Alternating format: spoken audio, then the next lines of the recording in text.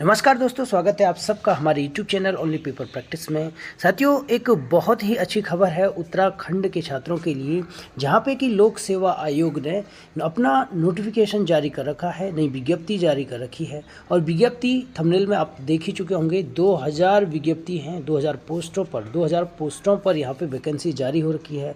और वो है उत्तराखंड पुलिस कांस्टेबल की। उत्तराखंड पुलिस कांस्टेबल की विज्ञप्ति उत्तराखंड लोक सेवा आयोग ने जारी कर दी है। अब पूरी डिटेल से यहाँ पे आपको जानकारी देंगे कि कब फॉर्म भरे जाएंगे, कब फॉर्म भरने की अंतिम तिथि होगी और क्या इसका पैटर्न रहेगा। कंप्लीट जानकारी आपको इस वीडियो में देंगे। तो मित्रों, आज की डेट में ये 30 अक्टूबर 2024 का है, आज की तारीख है 30 अक्टूबर को। और आयोग ने पुलिस कांस्टेबल की जो 2000 वैकेंसीज है, इसकी विज्ञप्ति जारी कर दी है। अगर बात करें इस विज्ञप्ति की, तो ऑनलाइन आवेदन प्रारंभ करने की जो तिथि है 8 नवंबर से, यानी कि 8 नवंबर से आप लोग फॉर्म भरना शुरू कर सकते हैं। उसके बाद आवेदन जो अंतिम तिथि होगी 29 नवंबर, यानी 8 नवंबर से 29 नवंबर तक आप फॉर्म भर सकते हैं। अगर इसकी परीक्षा की बात करें तो लिखित परीक्षा होने की संभावना है 15 जून तक, ठीक है, 2025, यानी 15 जून 2025 तक इसकी परीक्षा होने की अंतिम संभावना है। मित्रों, आपको पता होगा, आपकी जानकारी के लिए बता दूं कि उत्तराखंड पुलिस का पहले फिजिकल होता है, और फिजिकल होता है इसमें 100 नंबर का आपको फिजिकल होता है, ठीक है, और 100 नंबर का उसके बाद आपका रिटन एग्जाम्स होता है। तो सबसे पहले पदों का विवरण जान लेते हैं कि यहाँ पे आप देख पा रहे होंगे, सबसे पहले जो यहाँ पे है उत्तराखंड जनपदीय पुलिस आरक्षी पुरुष, यानी कि जो सिविल पुलिस है, सिविल पुलिस की जो वैकेंसी है वो 1600 वैकेंसी सिविल पुलिस की है। अच्छा, याद रखें, यहाँ पे महिलाओं के लिए नहीं है। उत्तराखंड अभी तक तो जो विज्ञप्ति है उसके तहत महिलाओं के लिए नहीं है, क्योंकि जनपदीय पुलिस आरक्षी पुरुष है यहाँ पे, और आरक्षी PAC IRB ये भी पुरुष है ना। तो महिलाओं के लिए अभी यहाँ पे दर्शाया नहीं गया है। तो सबसे पहले देखेंगे कि जो सिविल पुलिस की वैकेंसी है वो 1600 है, और इस 1600 में हमारा अनुसूचित जाति की जो वैकेंसी है 304 है, अनुसूचित जनजाति की 64 पोस्ट हैं, अन्य पिछड़ा वर्ग की 224 है, और आर्थिक रूप से कमज़ोर वर्ग के लिए है 160, ठीक है। और जो सामान्य वर्ग के जो अभ्यर्थी हैं उनके लिए है 848 पोस्ट यहाँ पे बने हुए हैं। तो कुल मिला के 1600 पोस्ट हैं। अगर आरक्षण की बात करें तो यहाँ पे जो क्षैतिज आरक्षण है, क्षैतिज आरक्षण में ये उत्तराखंड फ्रीडम फाइटरों के लिए है, ये है 32 पोस्ट, भूतपूर्व सैनिकों के लिए 80 पोस्ट, अनाथों के लिए 43 पोस्ट। तो इस प्रकार 43 नहीं, यहाँ से आप देख सकते हैं कि यहाँ पे क्रमवार दे रखा है। अनुसूचित जाति के अनाथ के लिए 15 पोस्ट, 3 पोस्ट, 11 पोस्ट यहाँ से आप लोग देख सकते हैं। सामान्य जाति के लिए 43 पोस्ट है अनाथ के लिए, ठीक है। कुशल खिलाड़ियों के लिए भी यहाँ पे क्रमशः आप लोग देख सकते हैं कितने कितने पोस्ट हैं, है ना। तो कुल मिला के मित्रों यहाँ पे अच्छा, ये स्वतंत्रता सेनानी है, यहाँ पे जो 32 पोस्ट है वो स्वतंत्रता सेनानी के लिए है, ठीक है। उत्तराखंड राज्य आंदोलनकारियों के चिन्हित आंदोलनकारी या उनके आश्रितों के लिए कितनी पोस्ट है यहाँ पे, कुल मिला के 159 पोस्ट उनके लिए यहाँ पे रिजर्व रखी गई है।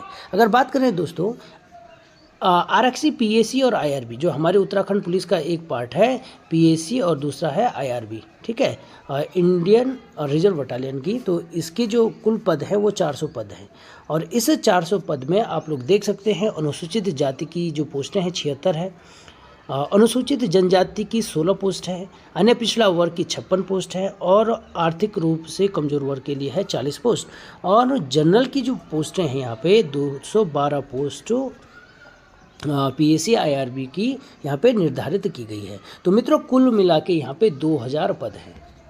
उसी प्रकार PAC IRB के लिए आप लोग आरक्षण के, अगर क्षैतिज आरक्षण की बात करें तो यहाँ से आप लोग अपनी कैटेगरी के हिसाब से देख सकते हैं कि किन किन कैटेगरी में आपके लिए कितने सीटें आरक्षित हैं, ठीक है। चलिए आगे जानते हैं क्या क्या दे रखा है आयोग ने यहाँ पे।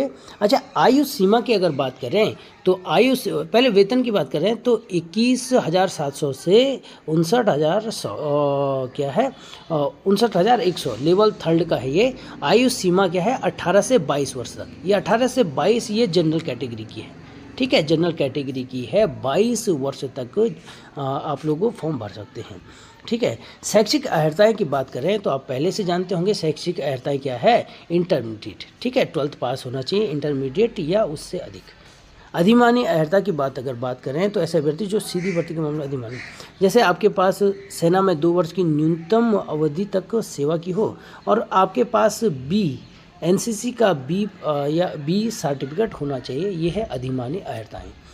ठीक है, अधिमानी अर्हता का मतलब ये है कि ये तो अनिवार्य है, अगर आपके पास ये ना भी हो तो तब भी काम चल जाएगा। ठीक है, और अगर अधिमानी में क्या होता है कि अगर जिस कैंडिडेट के पास अनिवार्य तो होना चाहिए, लेकिन अधिमानी हो तो वरीयता अधिमानी अर्हता वाले कैंडिडेट को मिलता है।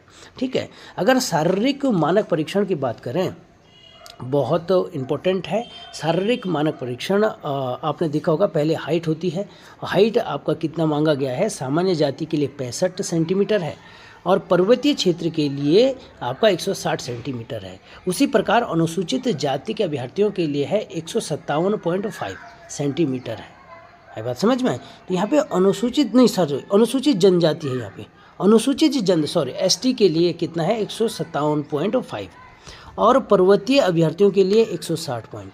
अगर इसकी बात करें जो सामान्य जाति, अन्य पिछड़ा वर्ग और अनुसूचित जाति के अभ्यर्थियों के लिए है 165। ठीक है, जो 165 है ये केवल सामान्य के लिए नहीं अपितु तो अन्य पिछड़ा वर्ग ओबीसी और एससी के लिए है 165। ठीक है, और पर्वतीय हो तो अगर आपकी हाइट कम है तो 160 सेंटीमीटर आपकी हाइट होनी चाहिए। ठीक है, तो एसटी के लिए है केवल 157.50, एससी के लिए 165 है, अगर पर्वतीय है तो 160 होनी चाहिए। अगर सीने की माप करें तो सामान्य जाति, अन्य पिछड़ा वर्ग आयोग को जो ओबीसी है और अनुसूचित जाति एससी के छात्रों के लिए 78.8 बिना फुलाए हुए, और अगर आप चेस्ट फुलाते हैं तो 83.8 सेंटीमीटर आपका चेस्ट होनी चाहिए। अगर पर्वतीय कैंडिडेट के लिए देखें, पर्वतीय और एसटी के लिए, ठीक है, पर्वतीय और एसटी के लिए 76.3 सेंटीमीटर और फुला के 81.3 सेंटीमीटर होना चाहिए। बहुत आसान है, यानी कि जो आपकी चेस्ट है ना तो आपको 5 सेंटीमीटर फुलाना होगा जो फुला के। ठीक है, चलिए आगे देखते हैं मित्रों। बाकी यहाँ पे डॉक्यूमेंट से संबंधित है, तो जब लास्ट डेट है फॉर्म की उससे पहले आप अपने सारे डॉक्यूमेंट्स कंप्लीट कर दें।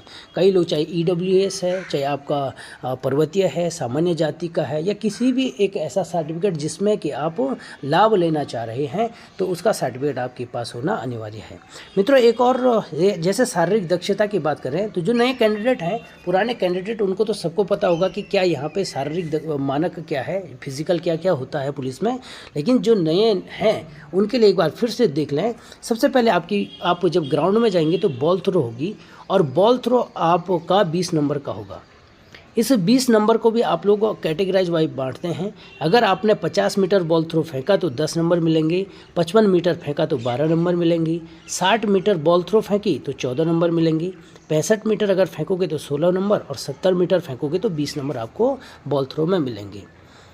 मित्रों फिजिकल का यहाँ पे बहुत ज़्यादा इम्पोर्टेंट रोल होता है, क्योंकि 100 नंबर की फिजिकल में अगर आप लोगों का 90+ मार्क्स आते हैं तो आपको रिटर्न में बहुत आसानी हो जाएगी, क्योंकि जो लास्ट मेरिट निकलती है वो 100 number physical plus 100 number return, इन दोनों की जो नंबर हैं वो दोनों को जोड़ के ही आपकी अंतिम लिस्ट बनती है। तो यहाँ पे आप कोशिश करिए कि पूरे हर एक इवेंट में आप एक्सीलेंट मारें, ठीक है, ताकि आप अच्छे मार्क्स आपके आ जाएं और रिटर्न में आपको थोड़ा सा, अगर रिटर्न आपका कमज़ोर है तो वहाँ पर आपको फ़ायदा मिल जाता है। चलिए लंबी कूद का देखें, लॉन्ग जंप अगर 13 फीट मारोगे तो 10 नंबर, यानी ये क्वालिफाई है। 13 फीट, अगर 12 फीट मारोगे तो फेल है। तो 13 फीट 10 नंबर मिलेंगे, 14 फीट का 12 नंबर, 15 फीट का 14 नंबर, 16 फीट का 16 नंबर। अगर 17 फीट लॉन्ग जंप मारोगे तो 18 नंबर मिलेंगे, 18 फीट मारोगे तो 20 नंबर आपको कंप्लीट मिलेंगे।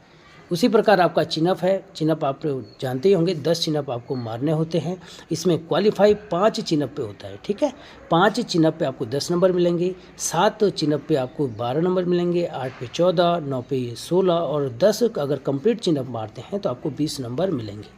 उसी प्रकार बैठक का है, बैठक और दंड मतलब जो हम पुशअप्स मारते हैं ना, और बैठक मतलब उठक बैठक करते हैं हम बचपन से, तो ये 10-10 नंबर के होते हैं।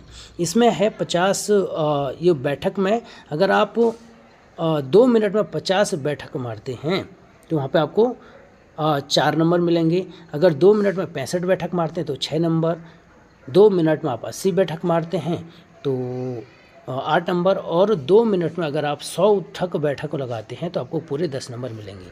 उसी प्रकार दंड यानी पुशअप्स जो मारते हैं हम लोग पुशअप्स, तो यहाँ पे 4 मिनट का आपको समय दिया जाएगा। इस 4 मिनट के समय में आप लोग रेस्ट कर सकते हैं, आराम से रेस्ट कर सकते हैं, और जैसे आप लोग रेस्ट कर कितनी बार भी आप लोग रेस्ट कर सकते हैं। तो इस 4 मिनट में आपने एक्सीलेंट यानी 75 पुशअप्स लगाने हैं। 4 मिनट में 75 पुशअप्स लगाने हैं, तब जाके आपको 10 नंबर मिलेंगे। अगर क्वालिफाई की बात करें तो 25 पुशअप में आप लोग क्वालिफाई होंगे, लेकिन आपको नंबर कम मिलेंगे, ठीक है, 4 नंबर ही मिल पाएंगे। और 25 से 34 तक ही आपको 4 ही नंबर मिलेंगे। अगर आप 25 और 34 के 25 से लेकर 34 पुशअप्स लगाते हैं तो आपको केवल 4 नंबर मिलेंगे। अगर 35 से 49 पुशअप तक आप लगाते हैं तो 6 नंबर मिलेंगे। उसी प्रकार 50 प्लस पुशअप्स लगाते हैं 8 नंबर मिलेंगे, और कंप्लीट 75 पुशअप्स लगाते हैं तो 10 नंबर मिलेंगे। और मित्रों उसके बाद अंत में आपका होता है दौड़। 3 किलोमीटर की यहाँ पे दौड़ होती है। अगर आप 10 मीटर से पहले अगर 3 किलोमीटर दौड़ जाते हैं तो आपको 20 नंबर मिलेंगे।